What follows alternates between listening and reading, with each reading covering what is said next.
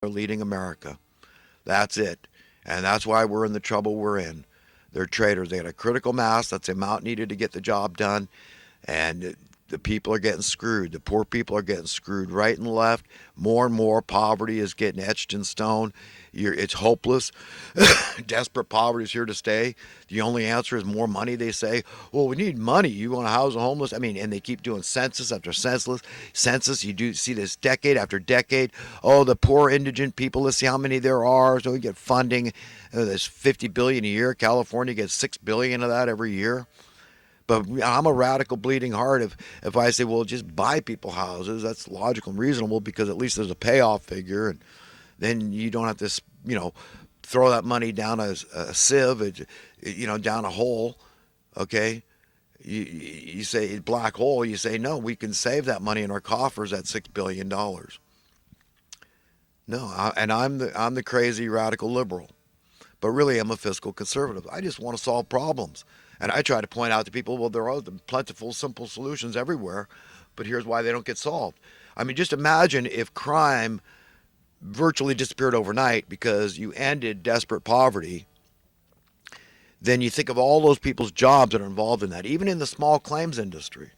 This petty, these people suing each other for $100, $500, a couple $1,000, and it's like, holy crap. Friends, they've been friends for 20, 30, 40 years. Find out over a few $100. I mean, they're not, it's like you think the devil's not in the details here? You understand what a departure, a world without any form of money would be. But you have the ability, if you can imagine it. And there is great, vast, wanton benefit from that state of affairs arriving there through universal prosperity. Okay, I'm telling you, it's the only answer. I racked my head for many years to figure out a different way, but we've got to eventually arrive at that point. Get off all forms of money. It's the concept that's evil. It was derived, it was invented by evil men to steal the wealth from the righteous, the productive class. It's just they've normalized slavery right under our noses over a long period of time, just like the analogy of putting the frogs in the water. The precarious time is getting them in the water.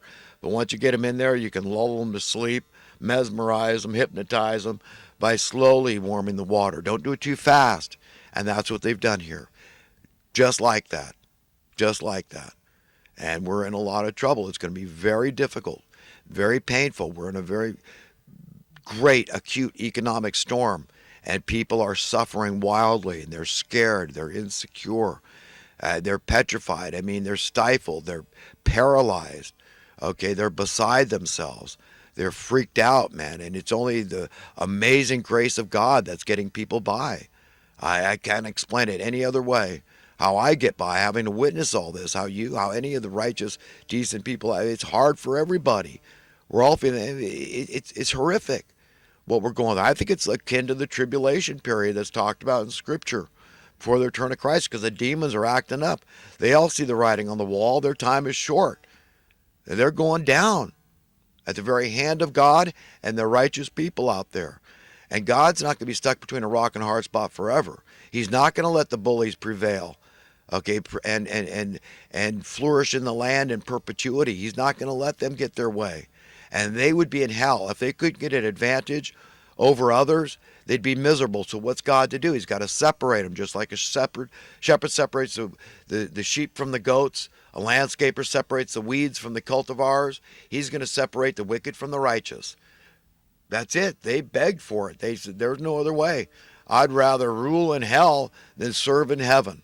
They sold their conscience for a buck, and they're fine with that. Their master is Lucifer, Satan. Some of them are very open and unabashed about that. Look into it. I'm not making stuff up. I mean, just look at the evidence, like Georgia Guidestones. These elitists, these hypocrites, these people that think they're VIPs of the earth, they needs them. They want to get rid of over 7 billion people plus, okay, to get the earth down to 500 million. That's who they are. And yes, I contend we should be very concerned about that class of people and admit we need God's help and pray for it every day and unite and come against these people as one unstoppable force in the name of God. because that would be doing exactly the opposite of what they want us to do. They want us to be at each other's throats while they sit in their little ivory towers. They want us divided. They're evil. I'm going to get on to some recent current events and other talking points. Recently, I stated that Edward Teller, the guy that hired Bob Lazar to work at Area S4, which is in the Area 51 complex, to work on a somehow obtained alien craft. He wanted to reverse engineer it, figure out how it worked, because there was nothing as sophisticated, nearly as sophisticated in our inventory. It worked on a whole different principle, gravitational amplification. It's a trip, man. So that's what this Edward Teller. He wasn't the one of the fathers, I called, of the nuclear bomb. It was the hydrogen bomb. So I just wanted to correct myself on that issue. You know, these idiots on the mainstream media, they keep reporting these states that have the highest COVID rates, but they won't talk about the population. Could you imagine? Let's say there's a state with 1,000 people and there's a state with 1,000,000 people. You know, they're going to keep telling you, you see, that's how stupid they think you are. Or are they that stupid that they're going to say, wow, the rates are higher in this state with 10 million people than this one with 1,000 people? As if, okay, we don't care about per capita here? That's irrelevant? That's how they operate. I mean, you'll hear these, they live on 5 cents a day in this country over here. You're like, well, 5 cents a day, dude, that's like $200 a day here, the equivalent buying power. No, they will talk. That's irrelevant. You know, it's like, but no, they're irrelevant. Their statistics are irrelevant. You know, I hope people don't think because of my rhetoric that I condemn landlords. I don't. I thought about being a landlord myself. I owned a nice little house, 3-bedroom, 2-bath house in Las Vegas, corner lot, beautiful place. I was only 6 years old when I bought it in 2001, but I thought about renting it because I didn't want to live there, but I thought, yeah, move back to California and rent this place. But I knew even then that I wanted to be the kind of landlord that could keep lowering his rent. That's it, until it was free, basically. Maybe property tax, something very, very nominal fee that I would ask people to pay. But, you know, I want to treat others the way I want to be treated. This golden rule is very important in business, the way you think. Okay, it all comes back. The karmic law, as you sow, so you reap. You know, it all comes back to us. So when you're generous to others, it comes back to you. I've never given anything to anyone that I was later sorry for. I've never done it. And I don't expect to do it. And it feels good to be generous. I mean, you give one of these homeless people $5, and, you know, they look at you like they appreciate it. It's generous. I mean, some people will give more than that. But to me, the most important thing is to let people know that they're loved. I mean, Jesus loves you, God loves you. I mean, no, that's all quaint and nice, but you've got to say you love them. See, that's the part that a lot of people struggle with. You need to love them. Jesus said to. He said, whatsoever we do or fail to do for the least of these, you do or fail to do for me. So if you love Jesus, then you got to tell them you love them. We call ourselves a Christian nation. Show them some love. Say, if you had your choice, there would be no unnecessary human suffering. And that means homelessness, namely, in this case. Desperate poverty, destitution to the point of homelessness. That's horrific. Could you imagine no place to lay your crap? We don't allow animals to live like that, domesticated animals. Bring them in, it's too hot. Bring them in, it's too cold. But there's no room at the shelter. No, we need more money. To make the problem worse, you're getting $50 billion every year. And I'm the crazy, wild-eyed, radical lunatic that brings these things up. Nobody else is talking about this stuff. Of course we should take that $50 billion and secure it and purchase places. Make them tax-free. They don't have to pay property taxes. I'm against taxes altogether. We got to wean ourselves off the money. And that part of that is about lower taxes, lower and lower property, lower and lower everything taxes. Okay? I'm on everybody's side, friends, but we got to, work together here. We got to unify and do exactly the opposite of what these people want us to do. They want us blaming each other and at each other's throats. We got to see through that facade that's being imposed on us, that devilish, diabolical facade, and say, no, you guys are the enemies of American people. You're what's making us poor. You're what's putting us in debt. You're what's making the problem worse, giving yourselves more relevance and more security. You want the problems to perpetuate and proliferate and continue and be maintained because it's your relevance, it's your job security. It's so evil, it's so maddening. That's who these people are. They've done this to us. So, Proud Boys and Antifa, get it together. Find some common ground. You want justice? Then join on that basis, on that level together. Come against these evildoers. God help us, please.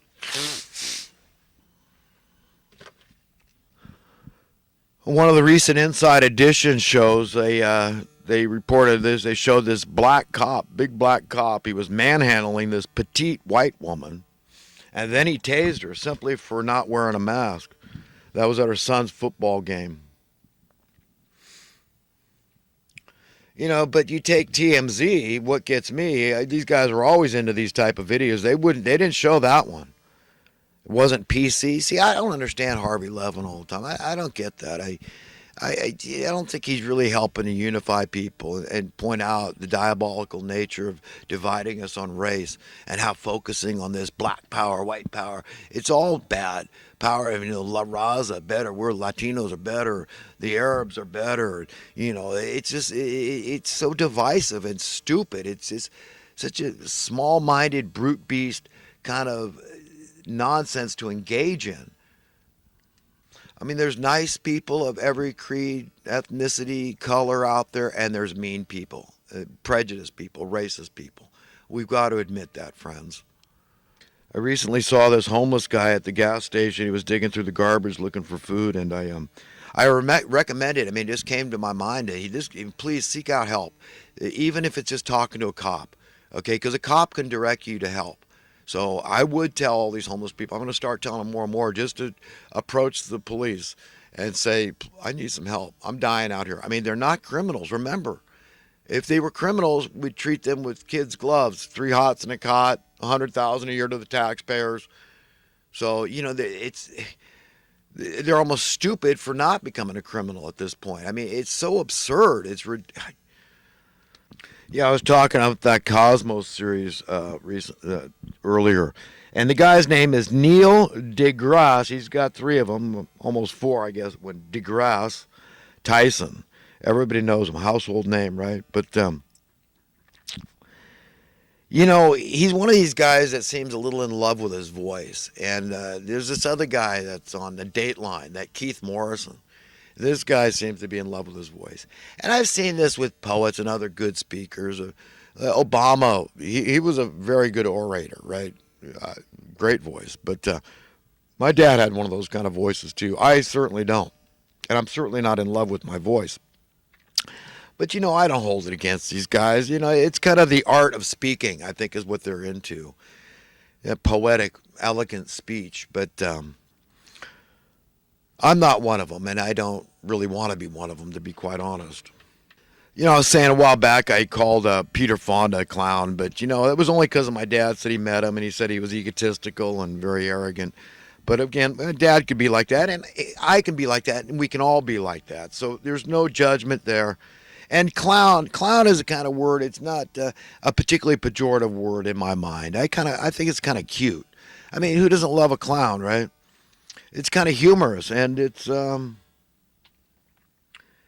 applicable. It's applicable at times, even for me. I think if somebody wanted to call me a clown, I've acted like a clown, said things that were clownish, but it's kind of endearing almost. It's a whole lot better to be called a jackass. But I had a brother-in-law. I remember I really liked this guy, Ron, and he was a mellow carpenter, liked to play his guitar, and was living over in Humboldt County when he passed in 2011. But I really miss that guy. We used to talk quite a bit on the phone. I really, really liked Ron, and he used to use that term all the time. Clown. This guy's a clown, man. And I found it actually very, very funny, So I just want to put that out there about that term, clown. It's not. I don't find it particularly offensive. You want to call me a clown, call me a clown anytime you want. The local news, they make the reporters, after they say their report, every time they've got to say this. They've got to say, this is Action News Now. coverage you can count on. After they say how much time they waste over the course of a half-hour show saying this. I mean, it's so stupid. If I was a reporter, I'd saying that. Bite me. You're fired. There was a time back in the 90s and early at the turn of the centuries when I wished every computer on earth would sprout wings and fly away. I resented that it was just taking everybody away from just the more manual nuts and bolts, the difference between an analog watch and a digital watch. I felt like it was all going digital, and I didn't like it. I resented it, and I really did wish that it was a fad, but it wasn't. And it was 2005, I guess, 2000, yeah, something like that. And I was learning real estate, and I realized, well, it was probably important to get